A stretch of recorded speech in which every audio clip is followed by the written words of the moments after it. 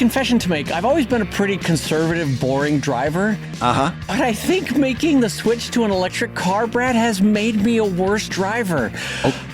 Suddenly I'm speeding. Suddenly I'm cutting people off just simply because I can. Because an electric motor is so much faster than an internal combustion engine that I'm suddenly like a BMW driver. I'm just a jerk on the road. I was expecting this to go all the way the other way. So you're getting a little bit more assertive behind the wheel. Yes, okay, so let me paint the picture for everyone. My entire life, I have bought Hondas because they go for 200,000 miles. I never need to service them. They're super reliable. But they have all the get up and go of a 62-year-old guy getting off the couch. Like, it's just like, you know, like you press the pedal to the floor on any Honda I've ever owned. And it's like, I'll get there, champ. Slow down. Hold your horses. Now, just relax. But you put me behind the wheel of an electric car, Brad, where it's instantaneous velocity because there's no transmission. Like you hit the pedal and you just go. You're going, yeah. And I think it might be making me a worse driver in the sense that suddenly I'm a jerk. I've been wanting to talk to you about your electric car because now you can basically charge it up at home now, right? You don't have to go to a gas station. So the city of LA gives you $1,000 to install a electric charger at your house. So I put one in. Wow. And it's like having a gas station in your driveway. It's the greatest. That's it's the amazing. Greatest. In fact, I went to fill up my wife's car the other day, and I was like, this process is miserable. Yes. I'm actively breathing in cancer. Smells bad. My hands smell terrible. This is all miserable. I'm supporting governments that I don't like. Yeah. And I'm like, this is great. Listen, I know I'm Californian, and I'm a little crunchy when it comes to environment and stuff like that, but honest to God, going electric is a better driving experience. I enjoy it more. It's way more fun to drive. I smile every time I drive. I'm not kidding. I love it. And honestly, I do love the instantaneous acceleration. I didn't think that would be a selling point to me, but holy hell, is it fun. We're only weeks away from you throwing coffee at people that get in your way. This is amazing. I am here for it. I'm going to get the Los Angeles version of Brad Geiger throwing coffee at me at a roundabout. That's what I'm going to get. Well, I am enthused. Now, you don't have to answer this question. We can cut it out. Has it been a super big impact on your electric bill? It has to have a little bit of an effect on your electric bill. Well, I did the math, and I'm paying somewhere between a third and then at worst a half of what I was paying in my fuel costs, if you look at it that way. That's amazing. But granted, I'm only two months in, so. But then again, I can't imagine a time in my life when. Oh, I will say this: I've made 2 road trips down to San Diego, which is about 400 miles there and back, 300 miles. I don't remember. Anyway, cost me way less than it used to cost me in terms of driving down there. Wow. So I'm sold. I'm completely sold. And if anybody wants to email me questions about owning an electric car, I'm happy to answer. I'm happy to be an evangelist for this. I love it. You're an evangelist. Wow. Yeah. I can't believe it. What do you want to say? What kind of car you got? The brand? I was trying to find an electric car that didn't lean towards fascism. So I was going to say, I can't imagine you're in a swastika car. No, and I will say I was very intrigued by a lot of the Kias because they were. They frankly offer a really good electric car. I like the Ford Mustang E or whatever it's called. I like the Ford F-150s. Listen, this is just me just listing off electric cars. I wasn't as big a fan of the GM line of like the Blazer and the Optic and all those ones. But so anyway, so what I ended up doing was there was really good deals at the end of the year in leasing a Rivian. So I ended up getting a Rivian, which is a SUV type car built in Normal, Illinois. It's an American car company. It's smallish, but it's got backing. It's not like a Ford or GM. That's the name of the company. Ford originally owned a chunk of it, or at least had a deal to do it, but they backed out. And so the major funding from it is they got $5 billion from Volkswagen, and they got $5 billion from the federal government a couple weeks ago. And then they got a significant chunk of funding from Amazon for all the electric trucks that they're going to build for Amazon. Oh, but So I think they're going to make it, unlike a lot of American electric car companies. But but I ended up leasing because I don't entirely trust that they're going to make it. So I didn't want to own a car that had no service. That's true. That's true. sort of been the unfortunate thing you got to be careful of with the electric stuff is that there's a lot of startups that fail. Rivian, I feel like, is going to go, so we'll see. Wow. So anyway, I got a deal on it at the end of the year, and so I could not be happier. Feel free to email me if anybody has any questions. I love it so much. And on that note, I'm going to say hello, everybody, and welcome to Comic Lab, the show about going electric and making comics. And going electric and making a living from comics. I'm Brad Geiger, the editor of the Webcomics Handbook on Substack and the creator of Evil Inc. And I'm his pal Dave Kellett, cartoonist of Drive and Sheldon and co-director of the comics documentary Stripped. And this week's hour of comics advice is made possible by your support at patreon.com/comiclab. So Dave, let's talk comics. Let's talk comics, my friend. We've got a big show for everybody. We got 3 or 4 questions that came in that Brad and I started talking about before the show. We were so excited that we're like, hold on, we gotta hold these for the show. So I'm gonna jump right in with our first question for Brad. And this one is great because Brad is now 25 years in webcomics. And so here is the question. Dave and Brad, can you two break down the common income streams for comic creators from best to worst in your opinion? Yeah. Best to worst. So I'm going to do one caveat before I open this up to Brad, which is that every week we do a special pro tips episode for Patreon folks over at patreon.com/comiclab. And we just last week actually did a whole episode that breaks down income streams depending on where and how you sell a book. So that one is definitely worth a listen. If you are a Patreon member, go check that out. If you're not yet a Patreon member, jump in because that one's a worthwhile listen. But now we're going to do a broader, bigger picture of all income streams for webcomic creators from best to worst. Brad, jump us in, my friend. Yeah, and I'll put my own caveat in here, and that is that this is going to be a little bit different for every person who is doing comics, right? Yeah. I'm gonna put Patreon at the very top of my list. For Dave or somebody else who's doing comics, maybe Kickstarter is going to be at the top. But having said that, I'm also going to say that these general listings, these categories, are in pretty much the right place for almost everybody. Like there's some general category things that we can make pretty strong comments about. Yes. But when it comes down to the granular level, everybody's going to shake out a little bit different. Right. Having said that, number one income stream for webcomics across the board, in my opinion, is going to be crowdfunding. And that's going to be Patreon. Oh, that's a good way to say it. Do a broader. Yeah. So that's going to be Patreon or one of the Patreon clones, and Kickstarter or one of the Kickstarter clones. Okay. And you're going to use Patreon for ongoing crowdfunding for your webcomic. Right. You're going to use Kickstarter for merchandise, books, and stuff like that.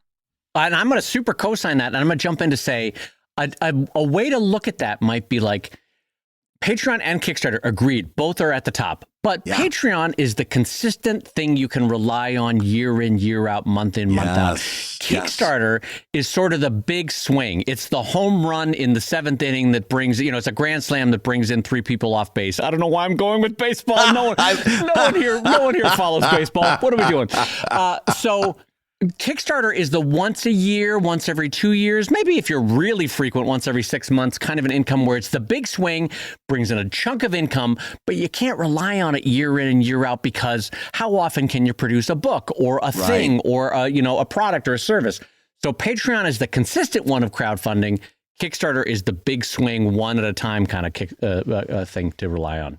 Absolutely. And I think we're going to have to start including Substack in there with Patreon as far as ongoing crowdfunding. Really? If you're doing like a paid level on Substack, I could see that being the case. It's not a big factor in my business, but I could easily see someone else who's really leaning into paid subscriptions on Substack being, for them, a Patreon level income stream. I was just going to ask you what percentage would you put it as your business, but it's more than fair because frankly, a version of a life that I could see a web cartoonist being lived is currently being done on Substack by a lot of journalists or short essay writers. You know what I mean? So I could see a web cartoonist that said, oh, to heck with Patreon, I'm just doing Substack. I could see it. I haven't seen it yet, but I could see that life being built because it is crowdfunding through Substack. Absolutely. So and like Brad said at the outset, you could, when we say Kickstarter or Patreon, we're also saying they're weird cousins that have 48 teeth. Those are also included. So that's your what is it? Kofifi? What are they called? Coffee is one of them. Buy Me a Coffee is another one. Buy Me a Coffee. That's right. Yeah. There's a bunch of them. Indiegogo, that kind of stuff. Yep. Exactly. One thing we haven't mentioned in a while that I want to make sure that we say out loud is that another distinction is Patreon is for ongoing crowdfunding. Kickstarter is for merchandise. And you never, ever offer physical merchandise on Patreon. It's a really bad idea to offer physical merchandise on Patreon. Unless it's at a very high level. I've got a couple that I do send out physical rewards on, but it's at a very high level. Agreed. And for the sheer reason that you get all of your patronage eaten up by mailing costs and shipping costs, and also the money that you're putting into getting that stuff printed, the time that you're spending packaging that stuff and shipping it out. And by the way, not for nothing, all it takes is one very well-meaning patron signing up overseas, and the shipping bill you'll get from that is going to make your head spin.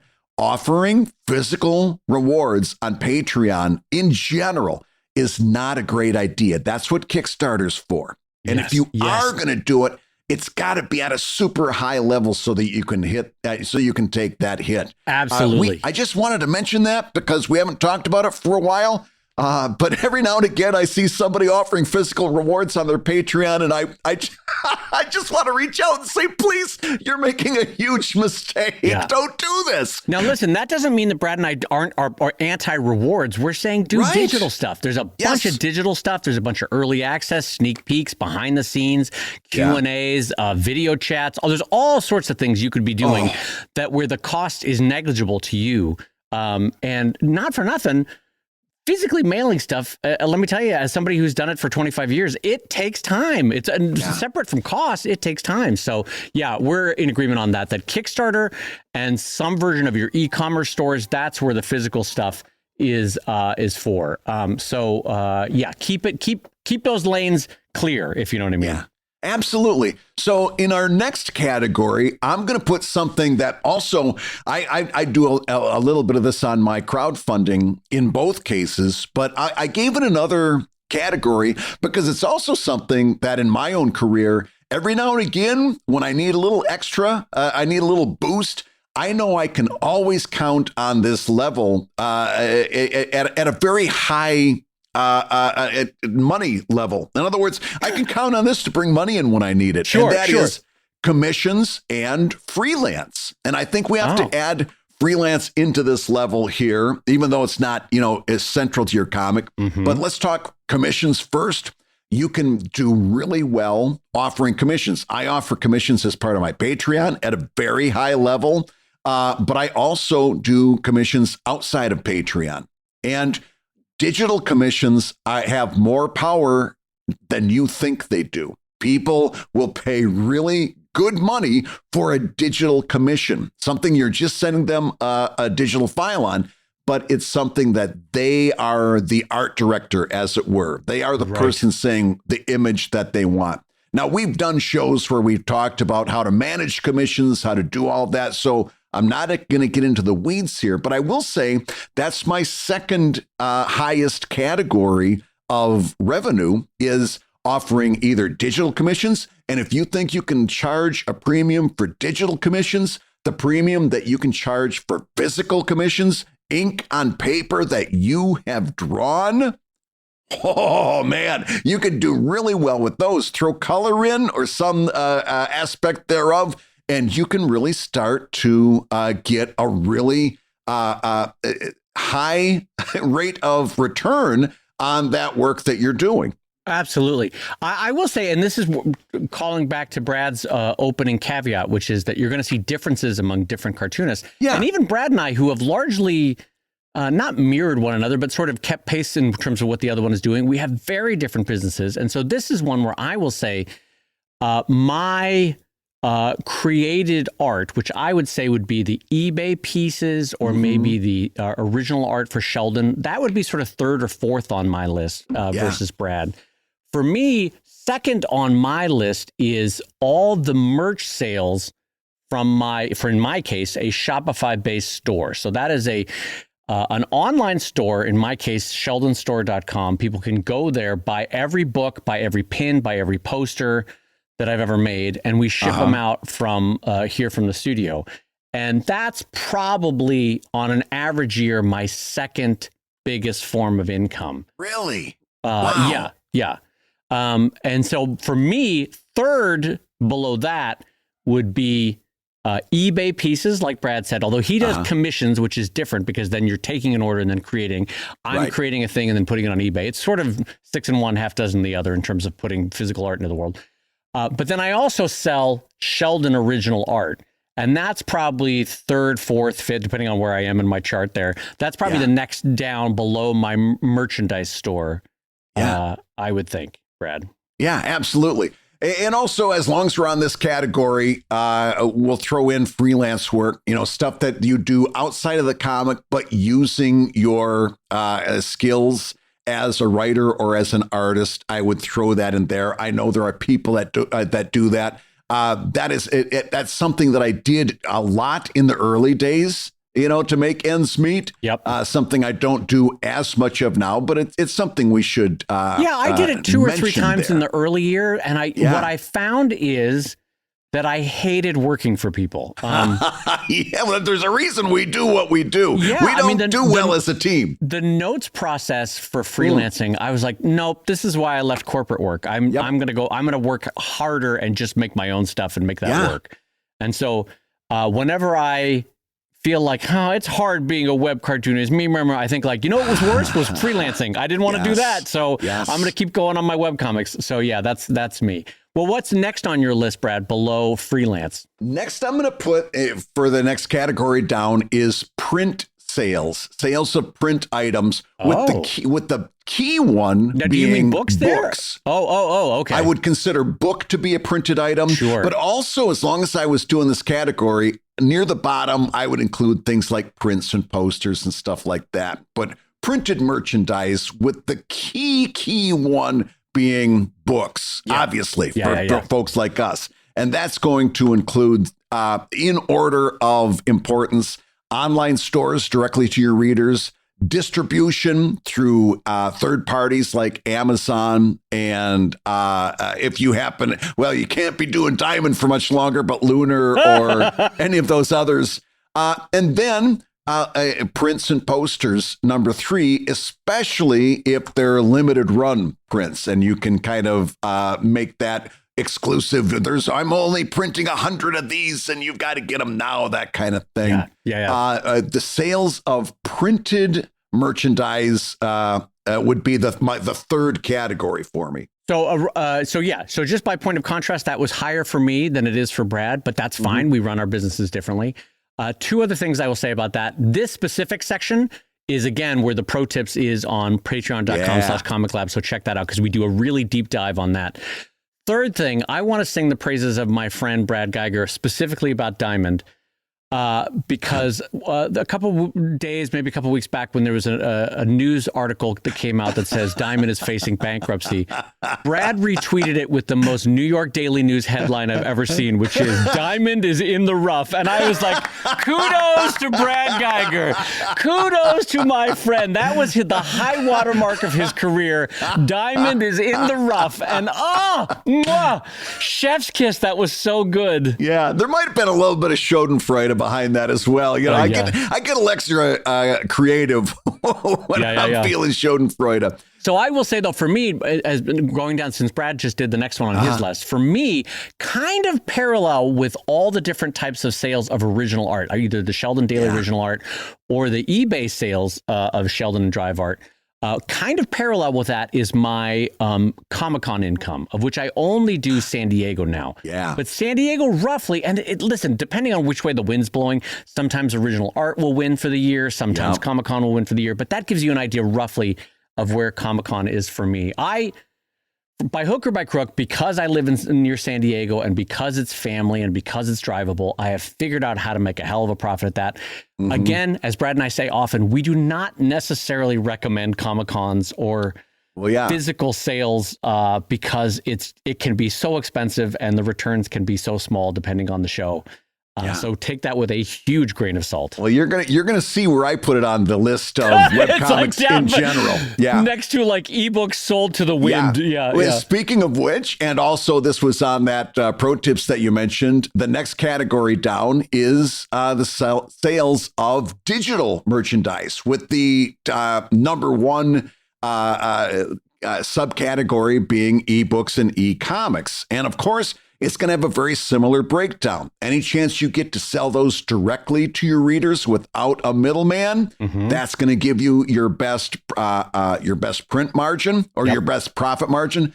Then, of course, you've got selling that stuff on platforms like Amazon, Kindle Direct Publishing, Itch.io, Global Comics, stuff like that. And then, again, this isn't something that I do, but it's something I see people doing, and I think we need to mention it. And that is like things like Twitch streaming, drawing, and YouTube streaming. Oh, yeah, I don't do it, but people do. Yeah. In other words, they get donations, subscriptions, revenue through there.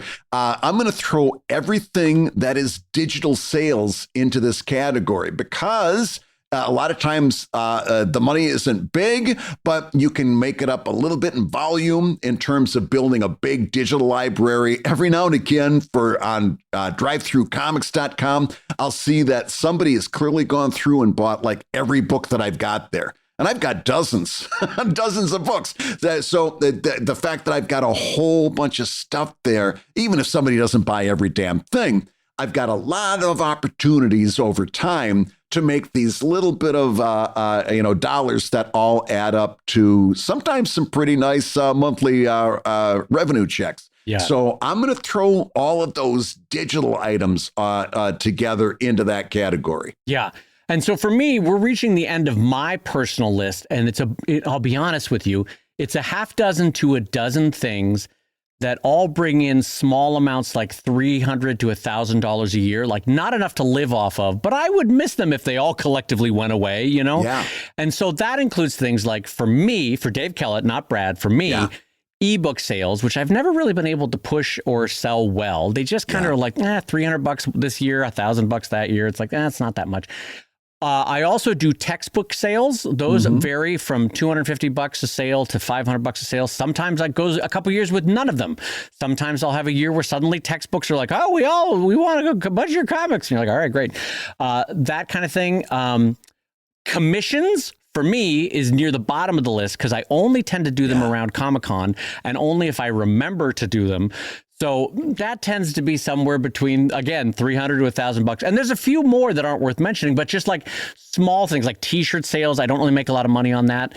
Advertising, no longer on my list. It doesn't even exist anymore. So there's a bunch of small stuff, but it's also sometimes me experimenting with new legs under a table. That, yes, it brought in $300, but the hope is 5 years from now, that can start bringing in $5,000 to $10,000 a month, you know? So that for me is my specific hierarchical chain of highest to lowest income streams. Brad, do you have anything left at the bottom of your streams? Yeah, for my list, which is for like a garden variety web cartoonist, I've got three more categories that we can go through relatively quickly. The next category down after digital sales, I would guess would be other merchandise. In other words, I can see your typical web cartoonist maybe doing a t-shirts through a print on demand service. If they really have a good eye for demand, funding a bulk order. And again, t-shirts, particularly when you're talking about apparel, the reason they're so far down on this list is that it's really difficult to maximize your profits. You're always going to have one odd size left that you can't sell. You got a small standing there at the booth, and somebody comes up who's extra large like me, and they want it, but it's not their size. You can't maximize very well. Other miscellaneous merchandise, including pins, keychains, acrylic standees, plushies, and figurines. Not something that I do at all, but I can see in the community people doing these, and just using my common sense and what I know about, how a lot of that stuff works. Right. I know it's there. I know they're not, in most cases, making a huge amount of money from them, but it's part of their overall approach. And so I wanted to include it on this list. Right. So now you've heard Brad and I go through our personal highest to lowest. We've tried to do some broad strokes for cartoonists. But do you have anything left, Brad? Because I was going to go into other income streams that other web cartoonists have that you and I have never done. Just to fill out the list that I had written was, I had, even under other merchandise, I put comic conventions. And again, my list is, of course, yeah. My list is for like general web comics, right? It's not necessarily me. It's where I see web comics in general kind of falling based on my perception. And and the reason I wanted to point that out is that I'm putting comic conventions at the very bottom because, again, you have to do the real math in all of that before you can count all of your profits, right? You've got to subtract what it took to get you to the convention, the hotel, all that stuff. We devoted an entire show to doing the real math on comic conventions. Go back and look it up. But it's the reason that I put it at the bottom of a general web cartoonist's revenue stream, because the costs eat you alive. And at the very, very bottom is tip jars. You see people doing the tip jar thing all the time. It's got to, if we're doing a comprehensive list, I wanted it to be on the list, but you got to know that it's not delivering a whole lot of money. People want things for their money. Tip jars are very nice, but I don't think you can count on them. Big agree on both of those. Yeah. So now I will jump back in with web cartoonists who are different kinds of people than Brad and I, who are walking a different path. Let's talk about some of the income streams that they have that we have never touched. Yeah. Or rarely touched, or touched like a stove and then pulled our hand away from it, right? So I will say some cartoonists, web cartoonists, I would say about a half dozen to a dozen do make a sizable chunk of their income from webtoons. Right? Yep. Let's just put that out there. Brad and I don't. There are less than you would think of cartoonists that make a good, sizable chunk of their income from webtoons. Parallel, but not at all necessarily related to that, I know of maybe a dozen web cartoonists who make money from traditional publishing. They publish their web comics online, but then one of the 6 to 10 bigger publishers comes in and says, we're going to put that collection on our bookshelves and on every bookstore in America. And you could name a couple of them. Sarah Anderson does it really well. No one else is popping to mind, but you know what I mean? But people that do a webcomics route, but then take their webcomics and put them into physical book. Brad and I don't do it. That doesn't mean it's not doable. Doesn't mean it's impossible. Doesn't mean for someone else it might not be the better way to go, depending on their life and lifestyle and physical space of how many books they could store, et cetera, et cetera. So that is also an option. Brad, can you think of any other options that other web cartoonists use that you and I do not use? No, nothing is coming to mind other than like if you really go far afield. I mean, now we're getting into stuff that, again, only applies to a very small number of people. For example, licensing, that sort of thing. Yeah. Licensing an image or licensing a character or a story, something like that. Yeah, if you're going that far, you can also go, those 1 or 2 people we knew that maybe sold a script on spec for to be developed into a TV or a movie or something like that.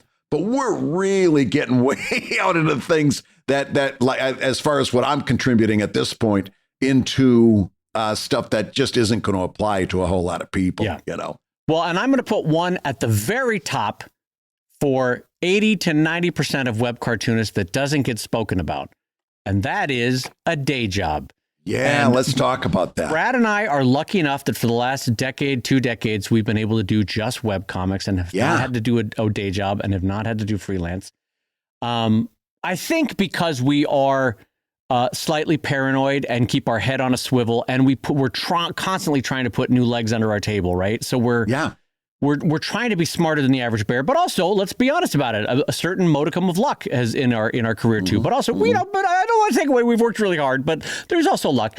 But I just want to say for a vast bulk of web cartoonists producing amazing work, a day job is the largest source of income. It was one of the first things we talked about when we launched this show in 2018 is destigmatizing the day job, where people like you and me, when we were coming up and building our audiences, we desperately wanted to get away from our day job. It was an obsession with me quitting my day job. Right. Because I really did think of it as the finish line. And really, I did too. It was the starter's pistol. It was not the finish line. What a great visual metaphor that is. I thought it was the finish line, but it was the starter's pistol. That's great. It was an eye opener for me. Yeah. But I really think that we need to destigmatize the idea of having a day job. We always say don't quit your day job when we're trying to hurt a creative person's feelings.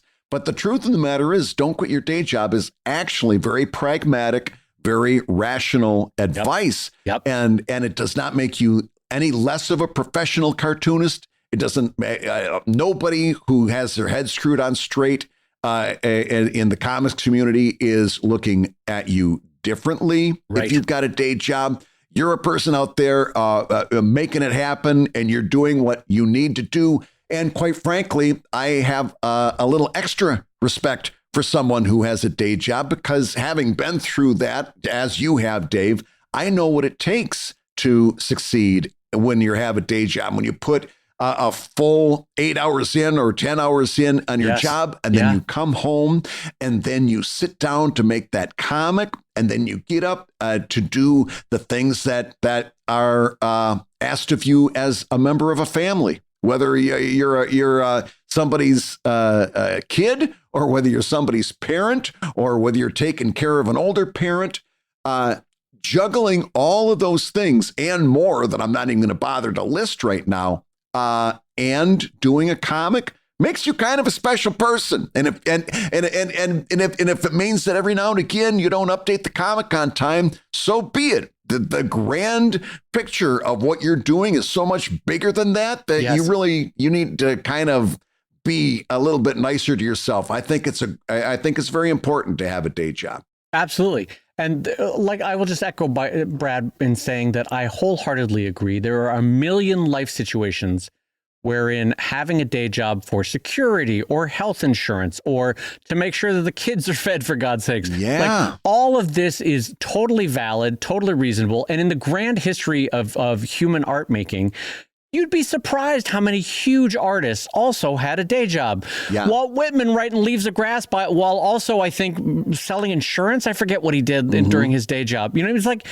all sorts of people have had day jobs. It's fine. It is fine. You can create. And also, for your mental state, it might give you the stability that you personally need to create on nights and weekends. And if you didn't have that, the anxiety would keep you from creating. So even that's valid from a mental health standpoint. So Brad and I are very big on normalizing a day job if it is the right move for you. There is no stigma to it. There is nothing wrong with it. You can still produce amazing, amazing art with a day job. Hey, if you're listening while you work, take a minute to stand and stretch. And while you're doing that, we're going to tell you why you should join us on Patreon. When you do, you're going to get hours and hours of podcasts that we've recorded just for backers. And exclusive Patreon posts that go even deeper on Comic Lab topics. And access to our exclusive Discord server, which is a thriving community of professional cartoonists. So you can support the show you love and get tons of actionable resources for your own cartooning.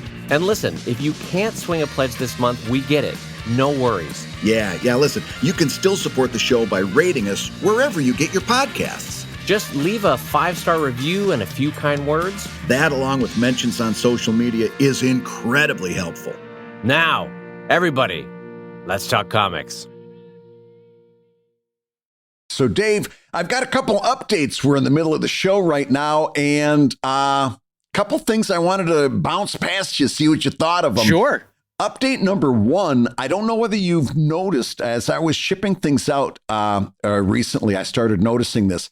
United States Postal Service, USPS, seems to have a new shipping strata that you can use called Ground Advantage. I don't know how long it's been there. Maybe it's been there all along and they've just adjusted the pricing.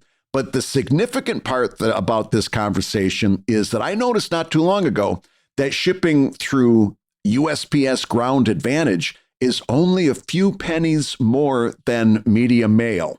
Like sometimes it's within a nickel. Right. Okay. Right. This sounds like good news. I'm going to predict that it's not good news. Oh, really? Okay. Well, how so? In fact, I'm going to say I can see this walking up Broad Street. There's only one reason for them to do that, and that is so they bring Ground Advantage down so much that it's just a couple pennies more than media mail. That means that when it's time for them to remove media mail, they will. Because they'll say, oh, well, Ground Advantage is only a nickel more. What's the big deal? It's just a couple pennies. And then once they've got media mail gone, then, of course, the next step, maybe a year later, they'll start ratcheting up slowly, like boiling the frog slowly in the water. They'll ratchet up Ground Advantage until you and I will be telling the young people about those good old days that we could actually make a self-publishing company work, but mostly because of what we save through mailing, through media mail. My prediction is I'm worried. I think they're trying to get rid of media mail by bringing Ground Advantage down. And by God, I'll be the happiest dummy in the world if I happen to be wrong about this, but I think it's pretty obvious what's happening here. Oh, damn it. I mean, I'll be honest. The desperate sigh you heard from me was the realization that you might be right. For those not in the U.S., just to explain what media mail is. By the way, I think media mail is congressionally mandated, but I might be wrong about that. But let me tell you who I don't trust right now to keep that congressional mandate, if it is congressionally mandated, Congress. I don't trust them to do a damn thing right now in terms of... Anyway, so media mail, the idea was that in a functioning, healthy democracy, Congress wanted people to be well-read. They wanted magazines and books and I think DVDs and CDs to be able to be distributed cheaply. And so they made this special mailing rate that basically said for somewhat like a half to sometimes a third of the price of what it costs to ship a thing, you can ship a book.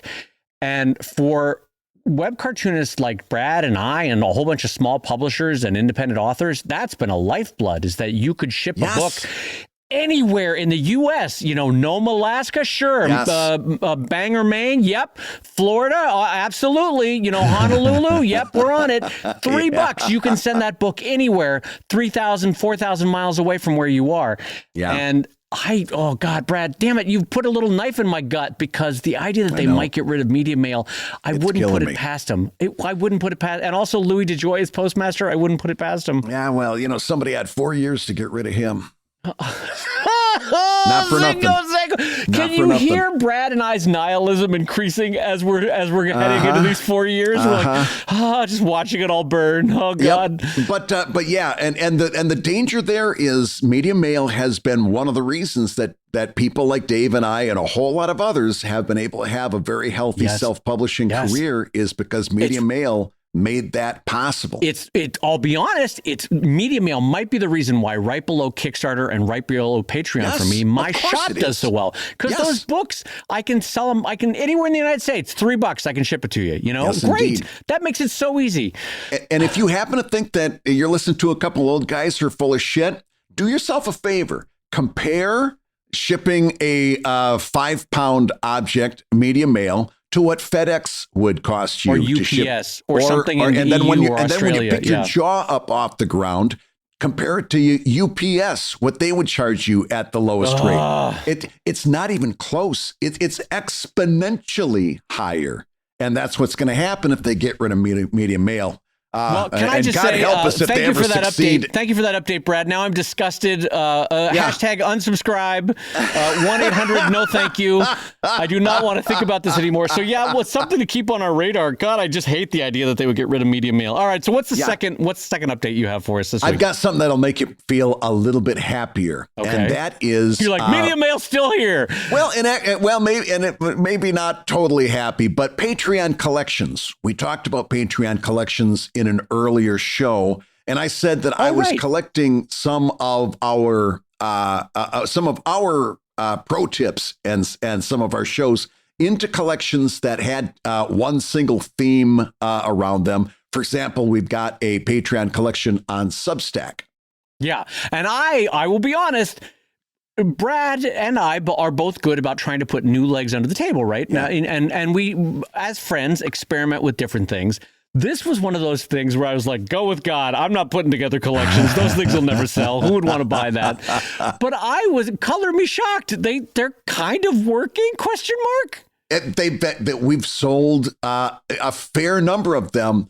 So this is one of those times when I probably shouldn't tell the full story, but I'm gonna, because what the hell? Yeah. When I put those Patreon collections together, I really didn't want to sell any of them. Okay. In other words, I would put together a Patreon collection on best practices for Substack. And at the top of them would be Patreon exclusive pro tips where we talk specifically about Substack. And then I would throw in some episodes of the regular show where we focused on it. But it was all collected there. And if you really wanted to know what we thought about that subject, it was all packaged for you. And I set that at basically $10. It was $9.99. But I really didn't want those to sell, or I really didn't care, because the whole idea is you look at that and you say, wait a minute, $10, I can get all of that stuff by becoming a Patreon backer at the $5 level where I get the pro tips. And I can get that and 700 more episodes. Right. I get the whole shebang. Yeah. I can get 350 pro tips. Right. Where so they what go. Brad is doing is he's creating a value to sell against for the Patreon. And I do this, frankly, with my ebooks. Yes. I will create a value for an ebook that's $5, $10, $15, depending on the ebook. So that in a Kickstarter, for example, I can then say, hey, if we unlock this next stretch goal, everybody gets this ebook, which has a $10 value. Well, the $10 value was put on there by me. Granted, I sold a few of them, but I created the value such that I could then use it against, as a leverage for more stretch goals. Yeah. But yeah, and that's exactly what Brad was hoping to do here, right? And it also is a value add to our existing Patreon backers. Oh, it is, of course, yeah. Well, they can go and they've got all of that packaged up, and so they can access all of those collections. Absolutely, yeah. But it turns out that the collections are selling quite nicely, surprisingly enough. Which blows my mind, just in terms of like experimenting. This is why it's good to have a pal in the business who sort of runs parallel to you, because sometimes you'll experiment and they'll learn from you. Yep. And sometimes they'll experiment and you'll be like, oh, damn, I was totally wrong. I was totally wrong that Patreon collections would work. And now, Brad, I'll be honest, it takes me about 3 years to put together a drive book. So about every year, I put together a slimmer ebook that's the story collected so far, right? Here's the first 50 pages. Here's the first 75, 100 pages, whatever it is. And I normally give them away to Patreon folks. Well, now you bet your bippy I'm going to sell that little slim ebook as a collection. Of course. There you go. Of course. So here's, this has not been a commercial for the Patreon collections. No. There's a reason I'm telling you that, because, and this is where it gets a little bit negative, Nelly, but it's very clear that chances are overwhelming that we're headed for a very difficult economic time. Right? Things are going to get really tough, especially if the tariffs take hold and we get into a trade war. We know historically how that stuff happens. And so as I was looking down the barrel of this recently, I thought to myself, what's going to happen when, people are paying $7, $8, $9, $10 a dozen for eggs? Right. What happens when oil prices go up? Electricity goes up. Yep. What happens when the economy really starts to suffer as a result of some of these things that we're doing as a country right now? And it scared me because my bread and butter is a $12 Patreon level that gives access to everything that I'm posting, along with a archive that is well over 3,000 posts at this point. It's a big archive you get access to. So I started thinking, okay, how am I going to buffer myself against people not being able to afford a $12 level? And so just as another experiment, I put together a collection of all of the exclusives that I posted in December of 2024. Right. It comes to about 27 posts. It's all stuff that was Patreon exclusives. And I'm setting that up on my Patreon as a collection for $5.99, just as an experiment to see if I start to lose, I don't want to say as I start to lose, but if I start to lose people at the $12 range ongoing, if I can say just as an exit as they're leaving, saying, hey, listen, I get it. We all have to tighten our belts. I'm sorry to see you go as a Patreon backer, but if you'd like to keep in touch with some of the things that we're doing here, here's how you can do it. And it's just $6. It's half of what you were paying, but you can get everything that I posted in one particular month. You won't get the archive, but you'll get that. And so I'm going to be very interested to see how that works out, if that works as a buffer against what I'm seeing as some very difficult economic times here. Yeah, I think this is really smart, because basically what you're doing is you're hedging your bets based on ill winds that could potentially be blowing our way. And it's funny that you should mention publishing and tariffs and all that sort of ill winds, because I forgot to mention that I'm currently kickstarting my new book, The Anatomy of Dogs book. And let me tell you, you've never met a cartoonist that's more nervous about ill winds blowing. And so head over to Kickstarter, gang, and check out Anatomy of Dogs. What's that URL again? Well, that's kind of you to ask, Brad. The URL in question is dogkickstarter.com. And based on when the show is going out, we may be in the last week of the Kickstarter. I'm not sure. So this is planning on Dave Kelt's part. So head over to dogkickstarter.com. I'm super proud of the book. I love it. But I'm also super anxious about tariffs. So maybe be a pal and back the old book for old Dave Kelt over here. Oh, gosh. Good luck. Well, I'll tell you what. Let's take another question from a Patreon backer. This comes in from patreon.com/comiclab. And it's a question that I got to be honest with you, Dave. We've never gotten this question. I've never asked this question. This is really unique. This comes in from Frederick, who says, I wonder why comics publications rarely mention what font is used. If it's hand lettering, the letterer is always credited. So why exclude the font designers? In other literature, the font is most often mentioned in the colophon. Thanks for a great podcast, Frederick. So the question is, and I love this question, you're using digital lettering. You're not going to credit the letterer, but why don't you credit those people that created that handcrafted lettering font that you're using? Can I be honest? I don't know. Yeah. There's really a good argument that it should be included. Before we get into this, I will say it's also weird to me. The world of fonts is weird, because if I buy a font from Comicraft or from, doesn't matter who, right? Let's just say Comicraft. If I buy a font from Comicraft for fixed text, I owe them no further money if I've bought the font, right?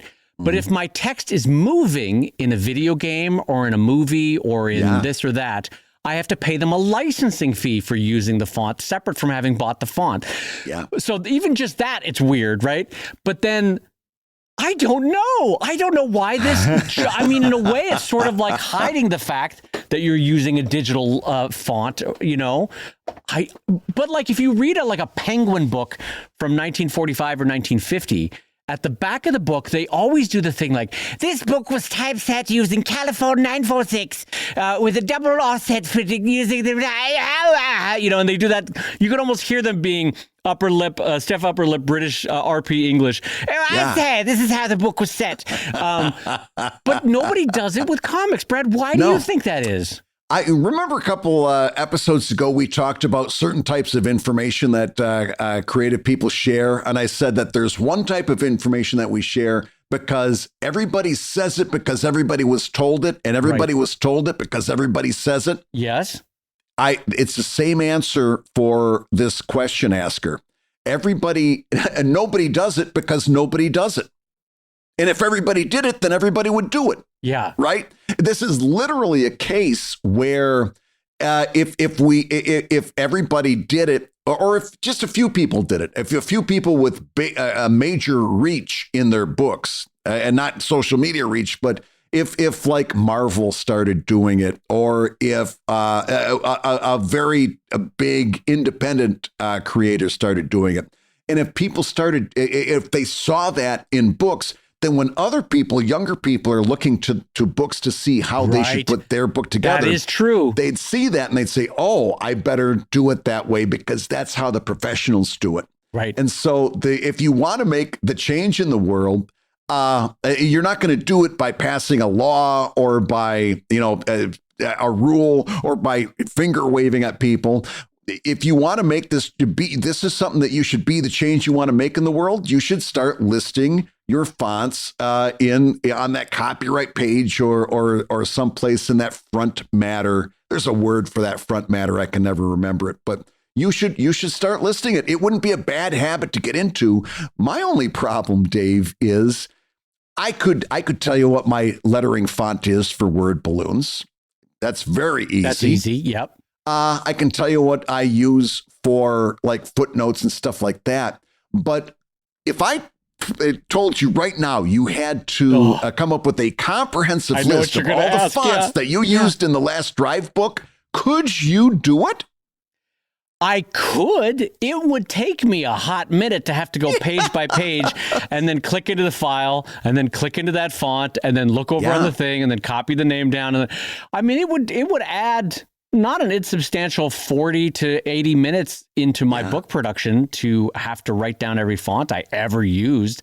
Because there are a lot of one-off fonts that, like, someone was freezing, but they were also angry. And so I used this very specific freezing angry font. But then I had one where someone was fiery mad, but they were also scared. And so I had to use this very specific fiery mad but scared font. You know what I mean? You get what I'm saying? Like, for special effects fonts, it can get hyper-specific. And so I used them once in the book and never again. Yeah. And then does that mean that you have to put your the page numbers? Yeah, and exactly. the font that you used for that Indicia page. And then you're just getting ridiculous about work. What about the cover of the book? And by the way, I'm not saying that to be like ridiculous or problematic. No, we're being logistical like about this. Like how would the logistics break out? Where would you draw the line? Yeah. See, I would say when it gets to something like that, it would be a good start, maybe just to say, the word balloon lettering was done in Wild Words by Comicraft, and that's it. I might say that a couple of accent fonts, because I could list those. But if you're going to do a comprehensive list, forget 80 minutes. Oh, and by the way, what happens when you're doing a cover and then just before it goes to press, you're like, you know what? I like this other font better. You know how often that happens with designers? It's like, I want to use Hero Sandwich instead of veggie food, so I'm going to do that. And now you got to go back and change. I'm not saying it's a dumb idea. I think it's a great idea. Yeah. But I think logistically, you're going to have to draw the line. And that's going to probably be drawn by most of it a lot sooner than sooner than somebody at Comicraft would like it to be drawn. Yeah. I will super agree with Brad that logistically, it just adds to one more thing you have to check to at the back of the book in terms of proofreading and final pass before you release it to the printer. So that's one. Number two, I really agree with Brad's earlier point about younger cartoonists follow what older cartoonists do. Mm-hmm. And there's a very strong amount of cargo culting. Like, I know when I was doing my first book, Brad, I literally opened my 20 heroes best books and I said, how did they do XYZ? How did they do page layouts? Did they put page numbers in? How did they do page numbers? Corners or middle of the book? How did they do their copyright page? Front of the book or back of the book? What did they include in their copyright page? What kind of messages or dedications? I absolutely cargo culted whatever people had already been doing and just mirrored it. I just did what they did. And then the third thing I want to say is I know for a fact, because I know the internet, someone's going to listen to the show and go, well, you guys don't realize that Skip Bibbles has been doing this in his Image comic book for 15 years. So don't say that nobody doing it, because Skip Bibbles has been doing it in every Skip Bibbles book that's ever been made. Yeah. And I will say that if I had to think about it, I bet that the book Elephant Men probably does it, because that book is put out. Starking's the type of fontographer? Yeah, Starking's is a photographer, and I think is a co-owner of Comic Craft. So I bet the book Elephant Men has it in there. So I'm not saying no one does it. Right. I'm just saying, like Brad, that it's sort of an industry-wide, no one does it because no one does it, but maybe we should, ? But also... Not a bad I'll be honest with you, I'm thinking about it for my next book. Are you? Now. Are you really? This question has made you think about it? It just has something to do where you can... I mean, listen, these are great fonts. I love them. I rely on them. Why wouldn't I say that my dialogue fonts are Wild Words and I use Rat-a-tat-tat, Hijinks, and what's the other... I can't remember, but there's another that it's like my 3 go-tos for accent fonts, right? And then just say among others. Like, well, what's that when you're writing a reference paper and you say et al. Or something? Yeah. Opsit or ibid, right? So list the top 4. And then say among others, and then as long as you got your keyboard out, thank you so much to Comic Craft, and let's not forget Nate over there at Blambot. Thanks for all the hard work you do to make these. Because listen, it's good stuff. So it's a few keystrokes, and you look classy as hell. Yeah, I'm thinking about it. Well, I'm going to give you an alternate reason why people might not do it anymore, or might not do it. Because in 1945, when Penguin Publishers was putting out a book, right? Yeah. All the publishers were in London or outside of London. There was probably 10 to 15 of them. And so if a new font came along, like Castellan or Cafelon or whatever, like a mid-century font, and you were like, hey, how was this book set? And you look at the back of the book, and then you could go and physically get that typeset on the opposite end of London and use it for your book, right? But you had to physically get the set of fonts, right? You had to. Now I can point my phone at a book and say, I can go to whatfont.com, or there's all sorts of digital ways of discovering what font was used by just taking a photo of it and entering it online. And then it's just buying a digital font that's $7 or $70. I don't have to physically drive across London and rent or buy the font set. You know what I'm saying? Right. So it's just an easier world to find, discover, and acquire fonts than it was in 1945. True. But I still think giving a little tip of the hat to the font I mean, you're not source. wrong, because a well-crafted font, like my font that I use for Drive, Heavy Metal, I absolutely love that body font. And if it was a different font, Drive would feel different, and I wouldn't like it as much, Zoinks. That's the other font I was trying to think of. Zoinks. I love that font. That's such a wonderful font. I love everything about Zoinks. Every now and again, I'll just look up from my desk and I'll say Zoinks. And it just feels, for example, watch what I do now. I'm going to say, Zoinks! It's been another hour that you've been listening to Comic Lab, and that means that we've been doing this show about making comics and making a living from comics. And your hosts have been my friend Brad Geiger, the editor of Webcomics.com and the creator of Evil Inc. at evilcomic.com. Listen, every transition can't be a gem. Some Listen, of them they can't all be smiling little angels. Some of them are little demons. That's all right. Some of them I try harder than others. That's right. And my friend Dave Kellett, the co-director of the comics documentary Stripped and the cartoonist of Sheldon at sheldoncomics.com and Drive at drivecomic.com, and heavens to Betsy, go over to dogkickstarter.com and help this guy out. Help this little angel in a world of tariffs. Help him at dogkickstarter.com. That's right. It's a good book. You're going to like it. Who doesn't love dogs? You're going to love this book, so go over to dogkickstarter.com.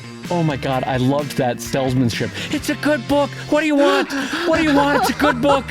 What more can you ask from the poor guy? It's You a good like book. reading, don't you? You like dogs? You like humor? You like dogs and humor? DogKickstarter.com. Anyway, I will say the Comic Lab theme song is used with permission from Andy Creighton at theworldrecord.net. And I will also reinforce, if you want to ask me any questions about owning an electric car, my goodness. I'm at dave@davekellett.com. I'm happy to help because, dear God, we got to get off of gas. This episode was edited by Matt Woodard of Woodsong Productions over at www.woodsong.media. And if you love Comic Lab, you can rate and review the show on Apple Podcasts, and you may hear your review featured on a future episode like this one. David, listen to this review we got on Apple Podcasts. Alrighty. The headline says, a must-listen if you're a cartoonist. Comic Lab is by far the best podcast about cartooning and the business of cartooning. Brad and Dave discuss topics like optimizing your Patreon page, branding, overcoming writer's block, managing social media, self-publishing, and more. Their advice and insights are transferable to many creative endeavors, so even if you're not a cartoonist, you'll find plenty to take away from the show. But what really, truly sets Comic Lab apart is Brad and Dave's chemistry and humor. They're very often laugh out loud funny. Listen to this, he goes on, or this person goes on. Listen to this. Even though I've been cartooning for nearly 30 years. Is this Jim Davis? I don't know who it is. We got to figure. I think Jim, thank you so much. We're huge Garfield fans. Thank you for the kind words. Jim's been doing it for longer than 30, though. Yeah, no, he has, absolutely. I'll Let me just pretend that it's Jim Davis. Okay. Jim Davis says, even though I've been cartooning Garfield for nearly 30 years, I'm just kidding about that, I often come away from Comic Lab episodes having learned something new or looking at a topic in a new way. I also get a lot of laughs and inspiration. Last year, I became a Patreon supporter, and the Pro Tips episodes are just as helpful and hilarious as the regular show. Well worth the investment. So listen to Comic Lab and enjoy. If you love their show, join their Patreon for more great content. Holy hell. Well, two things. First of all, thank you for the kind words. I'm so glad to hear. This is not the first time that someone says it's transferable to other parallel creative endeavors. Yeah. Brad and I have had and this is no joke, sculptors, painters, people that focus on the history of typeset, people that focus on the history of art, all sorts of writers say, oh, the things you talk about on Comic Lab, and that means so much to us because honestly, we have learned from parallel industries and parallel crafts on how they are applying their trade online and in books and in all sorts of stuff. So I'm so glad about that. The second thing I want to say is I am going to pretend that this is Jim Davis writing in because do you remember at the Rubens when he came up to us and he knew our names, Brad? That was so nice. That was I held onto that like a little gem all weekend. That meant the world to me. You know what? It made me so humble. I put my head down and then I realized it was written on my chest. I forgot. Oh my God, you're right. We did have name tags, you doofus. Damn it, Brad. Damn it. Oh my God, I ruined that for you after. That was like the baby doll I've been dragging around for 6 months. I was holding on to that thing like a precious little angel. Damn it, Brad, you took that from me. Oh, you son of a bitch. And I'm going to say this episode was edited by Matt Woodard. Well, I already said that part. Dang it, Brad. Comic Lab is made possible by your support on patreon.com/Comic Lab. So I'm going to go ahead and say that twice. Patreon.com/I still think Jim Davis knows my name.